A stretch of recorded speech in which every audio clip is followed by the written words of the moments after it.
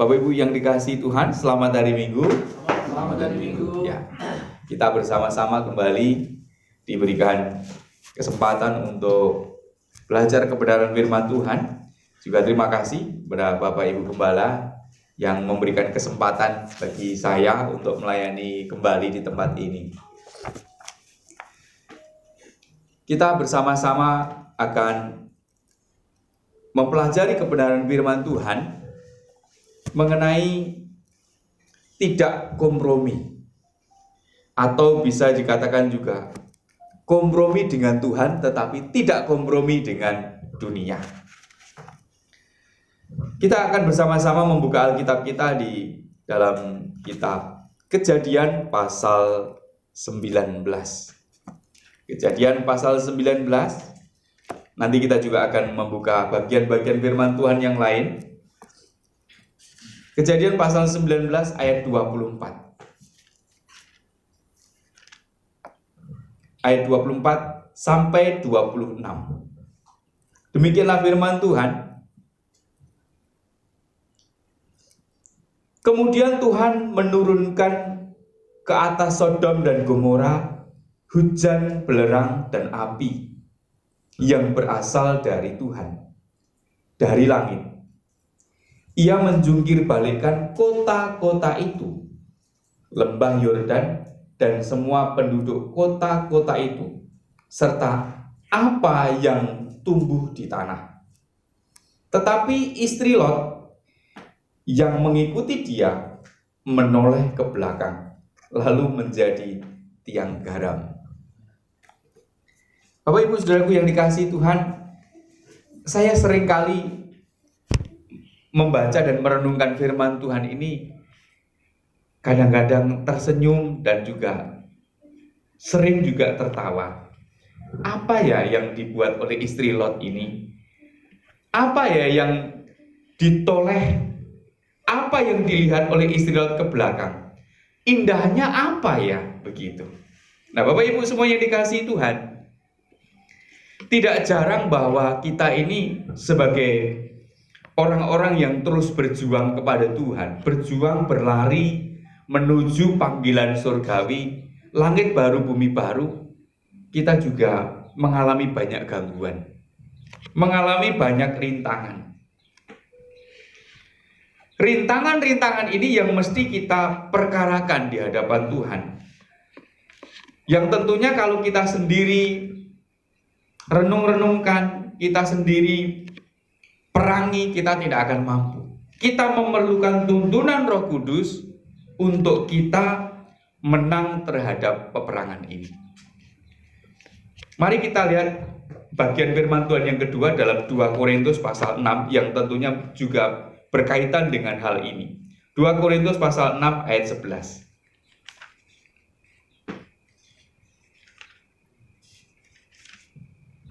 2 Korintus pasal 6 ayat 11 sampai 18. Hai orang Korintus, kami telah berbicara terus terang kepada kamu. Hati kami terbuka lebar-lebar bagi kamu. Bagi kamu ada tempat yang luas dalam hati kami, tetapi bagi kami hanya tersedia tempat yang sempit. Saya ulangi, tetapi bagi kami hanya tersedia tempat yang sempit di dalam hati kamu. Karena itu sekarang, supaya timbal balik, aku berkata kepada anak-anakku, bukalah hatimu selebar-lebarnya. Janganlah kamu merupakan pasangan yang tidak seimbang dengan orang-orang yang tidak percaya. Sebab persamaan apakah yang terdapat antara kebenaran dan kedurhakaan? Atau bagaimana terang dapat bersatu dengan gelap? Persamaan apa yang terdapat antara Kristus dan Belial? Apa bagian bersama orang percaya dengan orang yang tak percaya? Apa hubungan bait Allah dengan berhala? Sebab kita adalah bait Allah yang hidup seperti firman Allah ini. Aku akan tinggal bersama-sama dengan, saya ulangi, aku akan tinggal bersama mereka dan hidup di tengah-tengah mereka, dan aku akan menjadi Allah mereka, dan mereka akan menjadi umatku. Sebab itu, keluarlah kamu dari antara mereka, pisahkanlah dirimu dari mereka, firman Tuhan. Janganlah menyentuh apa yang najis, dan aku akan menerima kamu, dan aku akan menjadi bapamu, dan kamu akan menjadi anak-anakku laki-laki dan anak-anakku perempuan. Demikianlah firman Tuhan yang Maha Kuasa. Bapak Ibu yang dikasihi Tuhan, kompromi itu artinya menerima atau penerimaan terhadap perselisihan. Kalau ada orang selisih, oke lah, kita kompromi saja. Akhirnya menjadi rukun, begitu. Jadi kalau seseorang kompromi itu berarti ada perselisihan. Itu artinya mau berdamai. Nah, kita ini hidup di dunia ini, seringkali kita kompromi dengan dunia. Artinya kita mau berdamai dengan dunia. Oke lah, nggak apa-apa. Kamu masuk dalam aku masuk dalam kamu. Itu artinya kompromi. Semestinya orang Kristen itu memiliki perselisihan dengan dunia itu sampai nanti. Menutup mata. Kita menjadi kompromi itu harusnya dengan Tuhan. Dan kita tidak akan kompromi, kita tidak akan menerima dunia di dalam hidup kita. Kita mestinya menerima Tuhan di dalam hidup kita di dalam Tuhan. Walaupun ini mudah untuk diucapkan, kalau kita tidak mengalami hidup ini dalam kehidupan sehari-hari, kita sulit untuk memahaminya. Bapak Ibu yang dikasihi Tuhan, perselisihan inilah yang mengakibatkan seseorang mestinya menjadi menyimpang dari dunia ini, dan kita menjadi satu jalan dengan Tuhan. Bapak Ibu yang dikasihi Tuhan, pada bagian firman Tuhan yang pertama tadi ada Lot di sana. Lot dengan keluarganya. Kalau kita pelajari lebih jauh lagi, semestinya Lot ini kalau kita pikir-pikir sebenarnya orang baik juga. Orang baik. Yang tidak baik itu adalah istri Lot. Tetapi apakah menjadi baik itu cukup? Ternyata tidak. Kalau ada orang mengatakan untuk masuk surga itu tidak perlu perbuatan baik. Ya, betul. Betul, sampai di situ tuh betul. Tetapi mesti ada tindakan-tindakan berikutnya yang bukan hanya baik, tetapi bertindak benar dan bertindak sempurna seperti Tuhan Yesus. Kalau untuk membedakan baik dan tidak baik, untuk membedakan yang baik dan yang jahat, itu mudah. Ini jahat, ini baik, mudah. Tetapi untuk membedakan ini baik, ini benar, ini sempurna, itu perlu spirit, perlu Roh Kudus yang akan menolong kita untuk kita terus beranjak, untuk terus kita naik level. Kalau kita tidak berjalan bersama-sama dengan Tuhan setiap hari, kita tidak akan tahu membedakan ini baik, ini benar, ini sempurna. Wah, Bapak Ibu yang dikasihi Tuhan, kekristenan itu tanpa keseriusan dengan Tuhan, maka kehidupan Kristen kita ini akan mandek.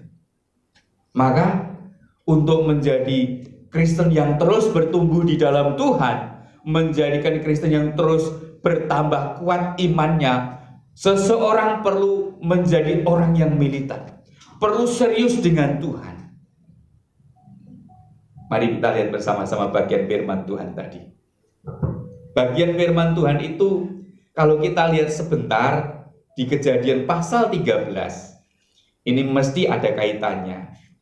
Kita lihat judulnya saja Bapak Ibu. Kejadian pasal 13, Abraham dan Lot berpisah. Ini kenapa Abraham dan Lot itu berpisah? Karena ada perselisihan. Mereka tidak kompromi begitu. Lalu siapa yang benar? Sebenarnya sih keduanya benar. Hanya saja gembala-gembalanya Abraham dan juga gembala-gembalanya Lot ini tidak mau akur, tidak mau berdamai, sehingga mereka perlu berpisah. Waktu berpisah berawal di sini, Bapak Ibu. Kalau kita pelajari lebih jauh lagi, sebenarnya ada juga bagian-bagian sebelumnya. Lot ini melihat bahwa lembah Yordan itu nampak hijau. Kelihatan hijau, kelihatan menjanjikan. Kelihatan, wah, kalau nanti kambing dombaku di sini bisa makan rumput, bisa menjadi gemuk, wah, masa depanku bisa luar biasa. Begitu. Ini gambaran sederhana. Sedangkan Abraham melihat satu negeri yang kurang subur. Ini Abraham sebagai pamannya, sebagai itu ya, apa itu, omnya begitu. Apakah itu dalam bahasa yang lain itu mungkin ipal begitu kan, atau yang apa gitu ya. Nah, itu Abraham ini mengalah. Oke lah, tidak apa-apa, aku mengalah. Tetapi di sini justru Lot melihat sesuatu yang subur itu melihat hanya dengan mata.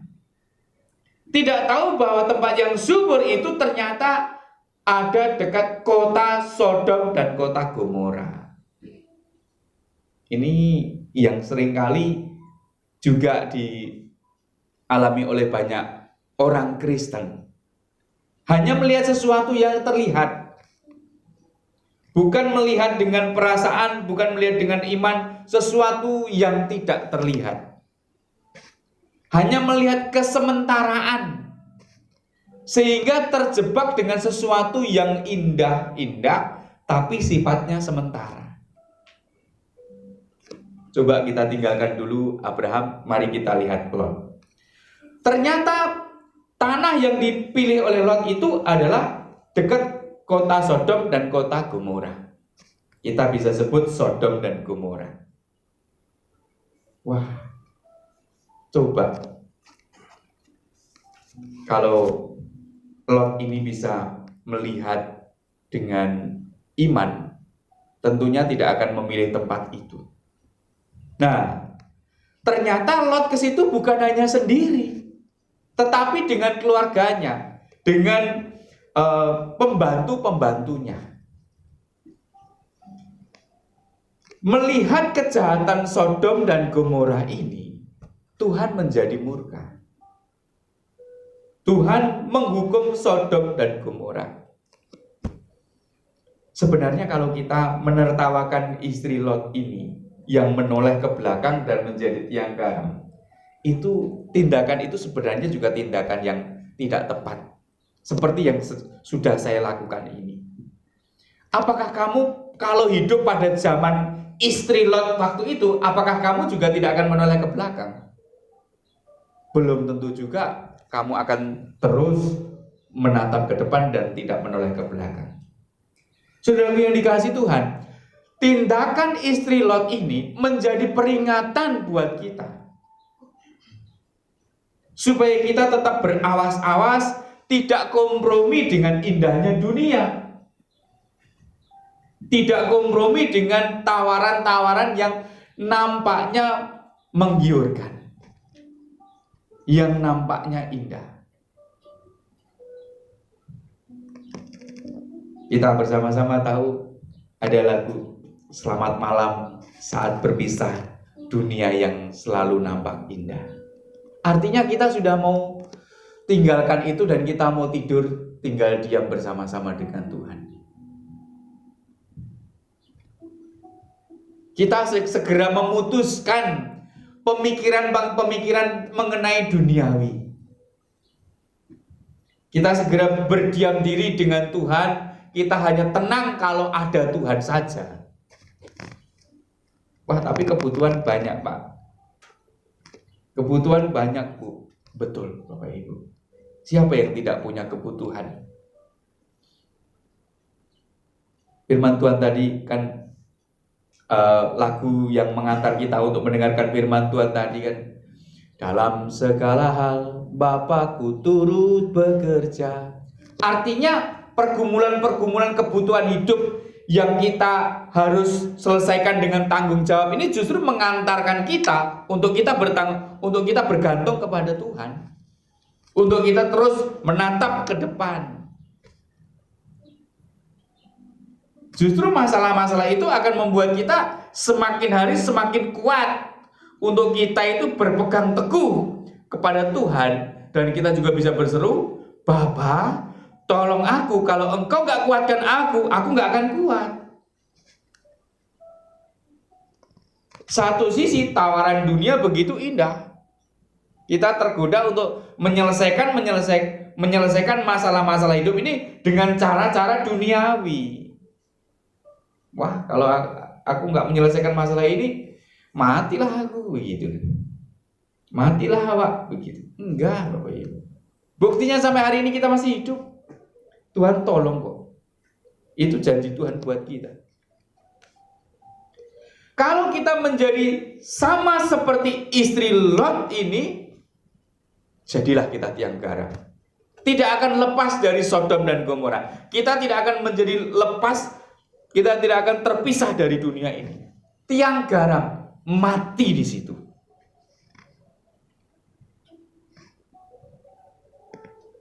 Lalu setelah ini bagaimana sejarahnya istri Lot? Istri Lot tidak dilanjutkan. Nah, namanya juga sudah meninggal. Namanya juga sudah selesai. Mau jadi apa lagi? Jangan sampai kita ini, sejarah dunia hidup kita ini menjadi mati di hadapan Tuhan. Mestinya kita sebagai orang Kristen, orang yang percaya kepada Tuhan itu mengukir sejarah yang indah. Amin. Menjadi keharuman bagi Bapa di surga. Ini kalau dicium itu aromanya indah begitu.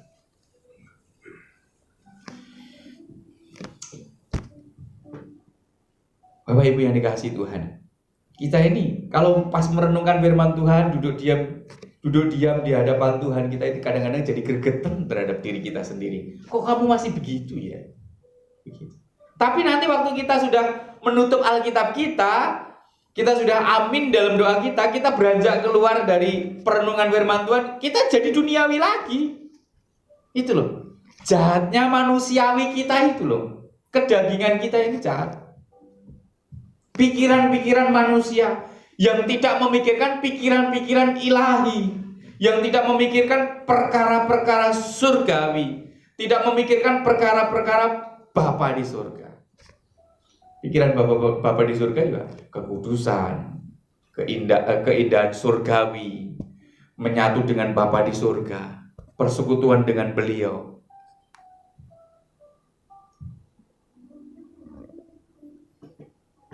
Ini gampang, namanya juga masih duniawi, artinya masih daging. Makanya firman Tuhan dikatakan daging ini tidak mendapat bagian dalam kerajaan surga, karena memang tabiatnya tabiat dosa. Betapa hebatnya kalau kita bisa menaklukkan daging kita dan kita mau tunduk di hadapan Tuhan sementara waktu kita masih hidup ini. Betapa kuatnya diri kita itu kalau bisa menaklukkan daging.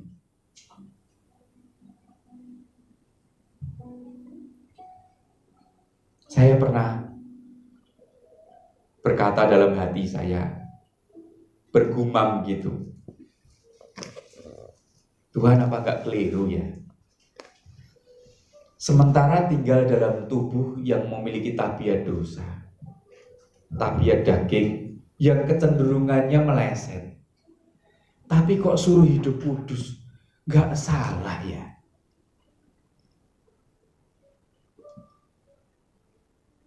Itu perenungan itu cukup lama, yang seakan-akan saya mau mengkomplain Tuhan gitu loh.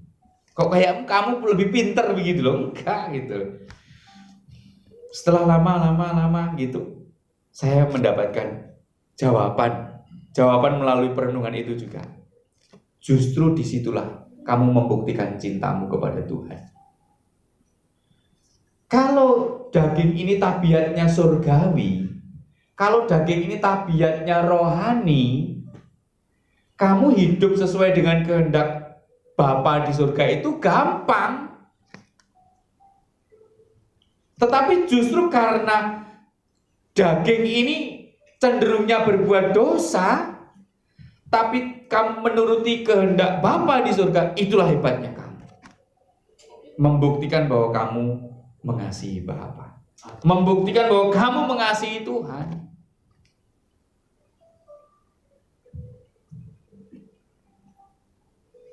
Bapak Ibu yang dikasihi Tuhan, dari kisah firman Tuhan yang dialami istri Lot ini, dan juga dalam pergumulan-pergumulan Lot, ini akhirnya itu bukan sebagai sesuatu yang indah, bukan sebagai sesuatu yang mulus begitu saja. Di sisi lain Abraham juga mengikut Tuhan, mengiring Tuhan, juga tidak berjalan selalu rata begitu, enggak juga. Memang perjalanan Lot akhirnya setelah istrinya ini menjadi tiang garam ini menjadi lebih sulit. Menjadi lebih sulit juga. Juga tidak gampang. Di kisah-kisah berikutnya Lot juga jatuh dalam dosa. Ini apa? Ini karena pengaruh Sodom dan Gomora. Mari kita lihat bagian firman Tuhan dalam Lukas pasal 17 yang sama. Firman Tuhan ini dikutip oleh Tuhan Yesus untuk mengingatkan orang-orang pada waktu itu. Lukas pasal 17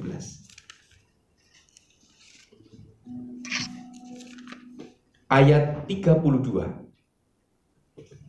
Ini tanda seru. Karena tanda seru saya akan membaca lebih kenceng. Lukas 17 ayat 32. Ingatlah akan istri Lot. Begitu. Kenceng ini. Siapa saja yang berusaha memelihara nyawanya, ia akan kehilangan nyawanya, dan siapa yang kehilangan nyawanya, ia akan menyelamatkannya. Arti dari ini, firman Tuhan yang disampaikan oleh Tuhan Yesus ini menjadi peringatan keras bagi kita murid-muridnya. Awas loh, kamu nanti jatuh kayak istri Lot. Istri Lot ini kan berusaha memelihara nyawanya. Ingin melihat ke belakang, harta bendaku siapa yang akan menyelamatkan nanti. Dia udah nggak tahu, dia tidak tahu sebenarnya dia sudah terbakar. Istri Lot masih ingin bersenang-senang dengan harta kepunyaannya. Ini kan karena ditarik oleh malaikat hingga akhirnya ini Lot ini keluar.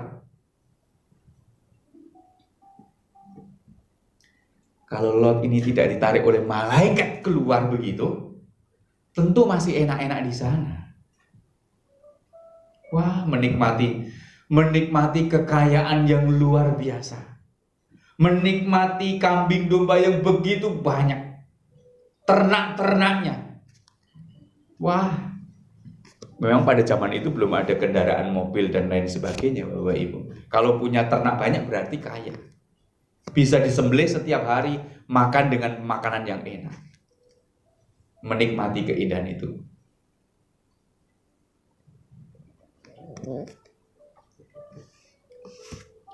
Bukan bermaksud menyalahkan kaum wanita ya. Tapi memang seringkali seorang wanita ini sejak zaman Mama Hawa dan juga istri Lot ini seringkali menjadi salah satu yang menghambat untuk bertumbuhnya keyakinan dan iman kita di hadapan Tuhan. Lalu apakah kaum lelaki nggak ada yang jatuh dalam dosa, Pak? Ada juga, banyak. Tetapi seringkali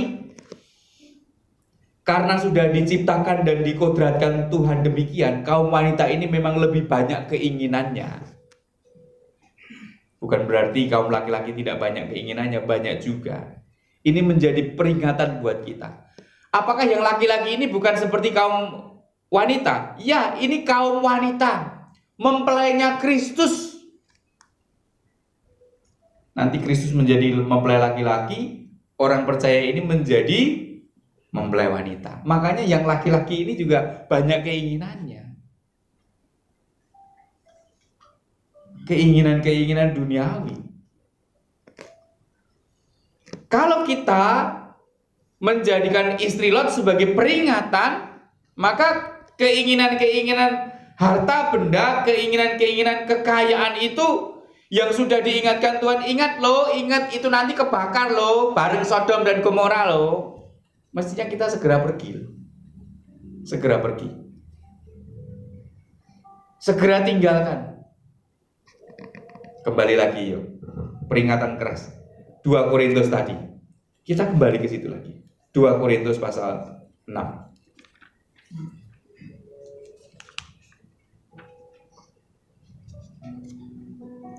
2 Korintus pasal 6 ayat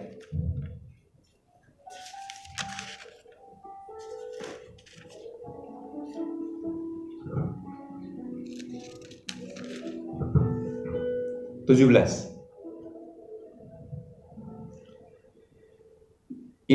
Ini peringatan keras. Sebab itu keluarlah kamu dari antara mereka.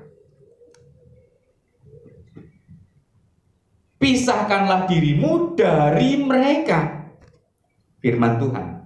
Janganlah menyentuh apa yang najis dan aku akan menerima kamu. Ini kan sinkron, Bapak Ibu yang dikasihi Tuhan. Jadi mesti ada tindakan dari orang Kristen, tindakan dari umat-umat Tuhan untuk keluar memisahkan diri. Kalau Lot dan istrinya itu mesti ada tindakan untuk memisahkan diri dengan Sodom dan Gomora. Kalau orang Kristen mesti ada tindakan untuk keluar memisahkan diri dari belenggu dunia ini. Bapak Ibu yang dikasihi Tuhan, inilah namanya pergumulan senyap. Pergumulan yang ada di dalam batin kita. Sesungguhnya kita sedang meninggalkan dunia atau kompromi dengan dunia itu di sini loh. Ada ilmu fisika. Ilmu fisika itu ada besi berani yang bisa menyedot besi itu. Artinya kalau ditempelkan begitu, besinya akan ikut terangkat. Gitu. Itu besi berani. Ilmu fisika. Ada ilmu kimia. Ilmu kimia itu kalau tidak sekemistri, dia tidak akan menyatu. Untuk menggambarkan ilmu kimia ini, Bapak Ibu, kita bisa membayangkan orang jatuh cinta. Jatuh cinta, orang kalau nggak jatuh cinta, orang itu kalau nggak ada rasa, nggak bakal bisa tertarik, nggak akan bisa nempel. Begitu. Itu ilmu fisika dan ilmu kimia. Itu sinkron dengan firman Tuhan. Kalau kita tidak menjadi satu roh dengan Tuhan, nanti waktu Tuhan hadir, kita nggak ikut terangkat. Bangun rohnya kapan Pak? Mulai sekarang. Kalau kita tidak menjadi satu chemistry dengan Tuhan, satu roh dengan Tuhan, kita nggak bakal menjadi satu. Kita nggak akan jadi mempelainya. Makanya kita mesti membersihkan diri, memisahkan diri dengan dunia. Supaya waktu kita nanti beranjak terus kita bertumbuh di dalam Tuhan, kita menjadi satu roh dengan Tuhan, satu chemistry dengan Tuhan. Sewaktu nanti Tuhan hadir, kita akan dibangkitkan dan kita akan menjadi satu dengan beliau di kerajaan surga.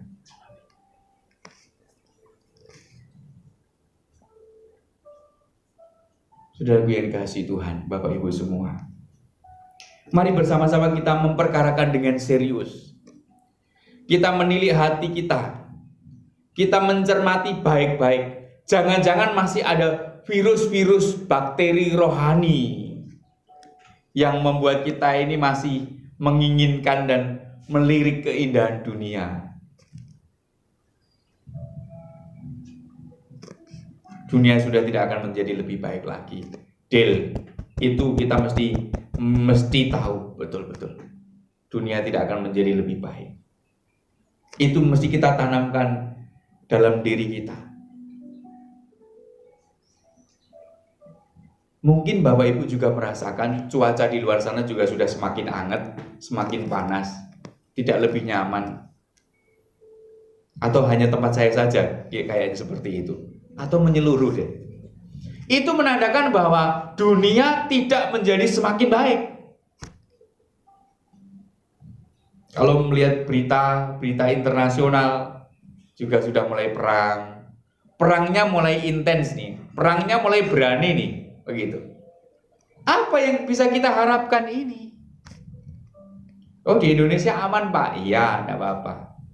Itu aman itu nanti apakah nggak berimbas pada ekonomi? Siapa yang tahu? Memang kita tidak tahu akan hari esok. Justru karena kita tidak tahu akan hari esok, kita bergantung kepada Tuhan. Itu yang pertama. Yang kedua, perlu kita tanamkan baik-baik. Kita mati gak bawa apa-apa. Firman Tuhan menjelaskan kepada kita, asal ada makanan dan pakaian cukup. Kenapa kita harus menengok ke belakang harta kita yang banyak itu loh? Kita ini sudah sama-sama tahu, melihat dengan mata kepala sendiri. Kalau seseorang sudah dipeti mati, entah itu warna coklat atau warna putih, kita tahu nggak ada yang dibawa kecuali jas kemungkinan. Itu aja. Lainnya nggak dibawa. Sertifikat nggak dibawa, ditinggal. Kambing domba, lembu sapi nggak dibawa. Kekayaan mana yang bisa ikut masuk ke sana? Kekayaan itu menipu. Kenapa bisa dikatakan menipu? Indahnya hanya sementara. Indahnya hanya sementara.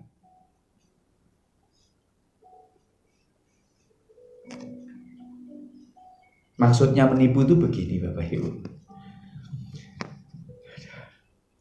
Kita ini kan selama ini berpikir dengan punya sesuatu yang banyak kita akan bahagia. Tapi waktu kita masuk ke liang kubur, ke lubang kubur, dia nggak ikut. Dia hanya dada-dada dari luar saja. Hai, begitu. Ayo ikut aku yuk, masuk lubang kubur. Enggak, dia hanya dada-dada di luar saja.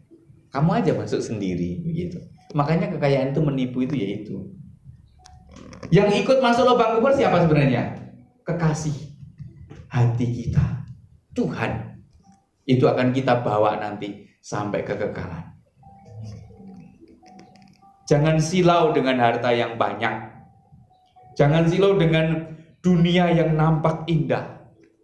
Yang indah biarlah indah sana. Dan kita mesti berbisik dalam hati kita, bagiku yang indah adalah hadirat Tuhan. Mesti kita jinakkan daging kita ini yang super galak ini, yang akan menyeret kita ke neraka ini, kita jinakkan. Bahkan kita matikan, mati kamu. Kamu harus mengakui bahwa yang indah itu hanya hadirat Tuhan. Kita jewer telinga kita kalau kita nakal. Hati-hati. Kita mesti memberikan peringatan, mewarning diri kita. Hati-hati kamu. Awas loh. Jangan seperti istri Lot. Firman Tuhan ini mengatakan keluarlah. Ini sesuatu peringatan yang keras. Kalau kita teliti lebih jauh lagi, pisahkanlah. Artinya kalau keluar dan pisahkanlah ini sama seperti orang kudus itu artinya dipisahkan dari dunia ini. Dipisahkan. Yang dipisahkan apa? cara berpikirnya, cara bertindaknya. Apakah kita masih akan sama seperti orang-orang pada kebanyakan orang yang terjadi di sekitar kita? Jangan-jangan itu kalau kita melihat diri kita baik-baik masih menjadi sama dengan dunia ini. Kita mesti berhati-hati, kita mesti melihat diri dengan baik-baik. Untuk ngecek ini Bapak Ibu Saudaraku yang dikasihi Tuhan.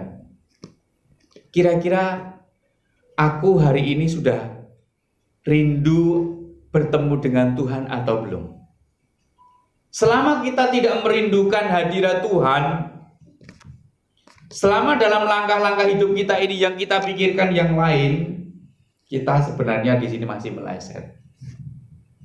Siapa yang tahu kemelesetan ini? Diri kita. Seberapa banyak kita meleset sepanjang hari, yang tahu diri kita. Orang lain tidak bisa menilai dengan tepat, bahkan orang lain tidak berhak menilai sama sekali. Tapi itu akan nampak dengan tindakan-tindakan kita. Apakah kita sedang mengasihi Tuhan atau tidak? Itu akan terlihat nampak di keputusan-keputusan kita. Waktu kita sore hari, ada waktu untuk berdoa, ada waktu untuk nonton sesuatu, kita sesungguhnya pilih yang mana? Ada waktu untuk merenungkan firman Tuhan, ada waktu untuk gosip orang lain, kita di situ diperhadapkan dengan pilihan. Kita pilih yang mana? Jangan sampai keindahan-keindahan itu memikat kita, menjadikan diri kita kompromi. Bahkan Bapak Ibu yang dikasihi Tuhan, bisa dikatakan oleh daging kita ini, dosa itu enak. Tetapi kalau kita mengatakan, stop, aku tidak mau berbuat dosa, itulah keputusan yang menyenangkan Tuhan, menyenangkan hati Bapa di surga. Kiranya hidup kita tidak menjadi kompromi dengan dunia ini. Tuhan memberkati.